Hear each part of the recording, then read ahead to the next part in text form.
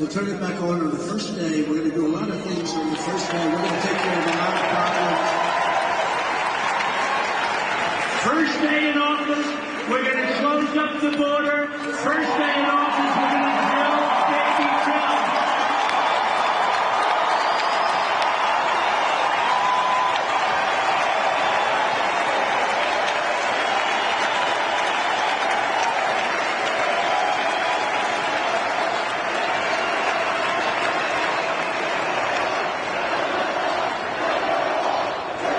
Thank you very much. Think of it. We built hundreds of miles of wall. It was so great. Mexico is not thrilled.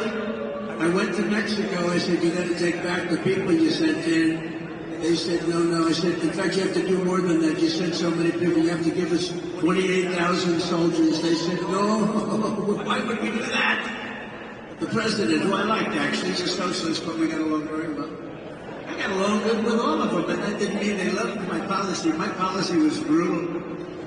I mean, think of it. China never paid us 10 cents, I told you. Now they paid us hundreds of billions, you think? And I like President Xi, but do you think he really likes me too much? In fact, Biden's having a hard time taking off the tariffs because it's so much money coming in. He doesn't know what to do.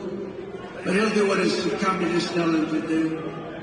But think of it. So Mexico said, no, we're not going to give you 28,000. I said, yes, you will, 100%. They said, we're not going to give you. Why would we do that? They laughed at me. They thought, what kind of a person is this who would ask for such a stupid request? I said, no, you're going to give it 100%. And I had it out a little bit with the president. I said, listen, you and I are friends. Just send me a negotiator, please. And they said to me, and you've heard this, I told it a couple of times, a handsome man from Mexico, tall, dark, and handsome. He was wearing the most beautiful suit I've ever seen. And I wanted to ask him, who is your tailor? But I said, that's not a good way to start a negotiation. So I figured I wouldn't do that. I'd skip on this tailor. But I said, listen, we want to give, and I said to the Secretary of State, and I said to people that work in the State Department, give me your best of list, 10 best of. I want your best of. The 10 things that you want. And they wrote 10 things down, and a woman from the State Department, a very nice woman but a lousy negotiator, she said, sir, we've been asking for these things for 25 years. You'll never get them. I said, 100% I'll get them. She said, you won't, sir. I said, just sit back and watch. So this gentleman came in with a beautiful suit, handsome guy. And I said, Joe, I want 28,000 soldiers. I want a thing called Remain in Mexico, meaning everybody has to remain in Mexico. They can't come into our country until they're vetted and checked, which was very few people came in. We had the best border in history. Now we have the worst border in the history of the world, but she said, I want 28,000. I want Remain in Mexico. Nobody comes in until they're vetted and checked. I want catch and release. You know what catch and release is? We catch and release, and then we release the people into our country. We say come back in 5 years for a court case, but nobody ever comes back, except for the really stupid ones. Nobody ever comes back. And 7 other things that were worse. And I put the list before him, and he laughed at me. He laughed at me like I was a fool. He laughed at me. I said, do you think I'm a fool? No, sir, but these are foolish things you're asking for. He said, you're going to do it. No, I'm not. I said, you're going to do it 100%. You're sitting there, right? You're going to do it. And now he starts to get a little bit strange because he's saying, why does this guy have such confidence in this? And I said, you're going to do it? He goes, no way. And I said, way. And I told him. I said, here's what's happening. If you don't do it, I have before me a document right here. It's right here.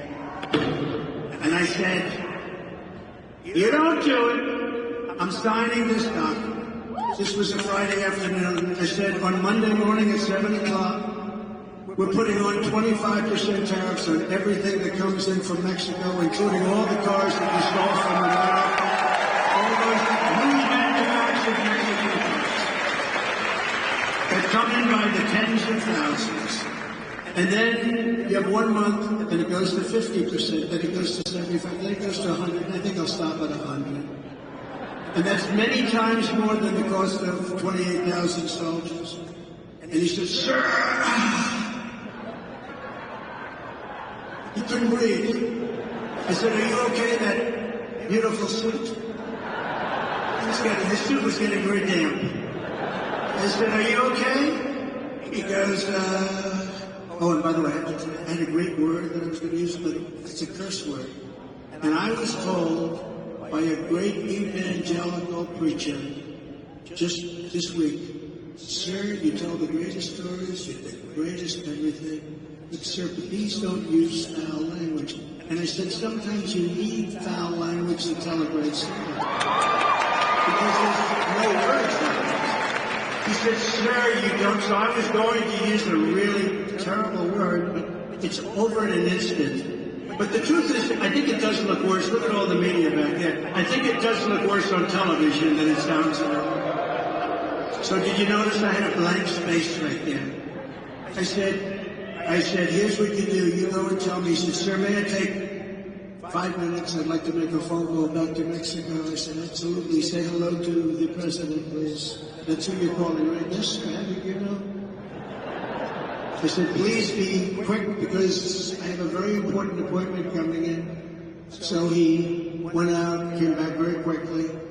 Sir, it would be my great honor to supply you with 28,000 souls in the streets. It would be my great honor to create a new policy of staying in Mexico or remain in Mexico. And sir, it would be my great honor to have catch and release in Mexico as opposed to catch and release in the United States. And those other things, sir, we would like very much to do that also. By the way, the woman from the State Department, she almost had like a heart attack. She couldn't believe it. And she was a good woman. She was actually happy. A lot of them would be unhappy because, they would have been right about the point. She was actually happy. She couldn't believe it. I did many, many things like that. I did it with Macron. You saw Macron taking advantage of Biden just the last couple of days. She's looking at him like, how dumb is this guy? What the hell is that? They're landing in a parachute, and he turns around not to watch the guy landing, but to watch a tree behind him. And the new and very respected leader of Italy, I didn't know who that was. A woman came up to him and turned and spun him around like he was a top. He had no idea where the hell he was. He's watching a parachute land, and he turns around to look at trees.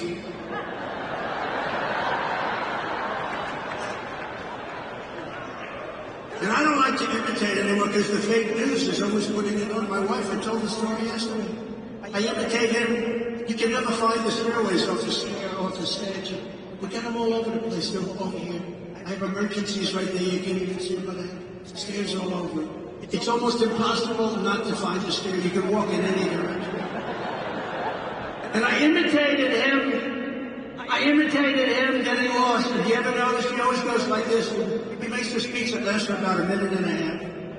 People come to listen to him. You know how many people come? Like we have this massive room that's packed to the corners, and outside you got more people.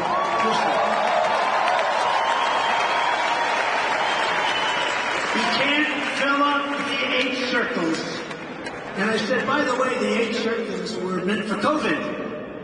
They're meant for COVID. You don't have to use them, but they use them as an excuse because nobody comes. So he's up, and he's before a tiny little crowd, 30, 40, 50 people. And the speech lasts for like a minute. And then he's looking for the exit, and he goes like this. He always does it. He points, and he's pointing in the right direction, and then he walks in a different direction. And I said to our great First Lady, I called her, and we had a big crowd that evening. You know what? We had 107,000 people in New Jersey 2 weeks ago. 107,000 people! Matt Gaetz was there.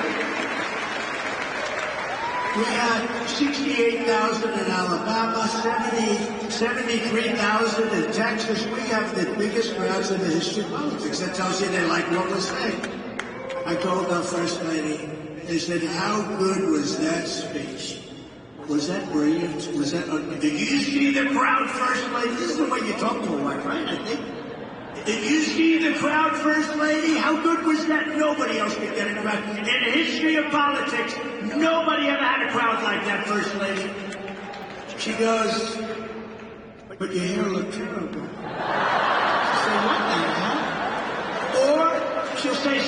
even worse. Have you gained weight? You didn't look good. But this last time, it was like a fluke. She said the speech was unbelievable. Congratulations.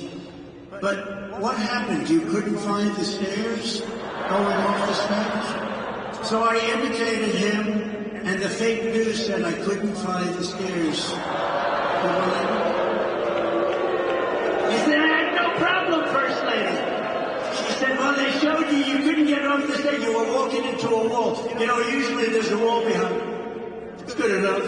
And I'll walk into it. Now I don't like to do it anymore because they show it to, no, that's an invitation to Biden. But thank God we have great Secret Service. They run up on the stage and they grab them and they throw them off. They get them off the stage.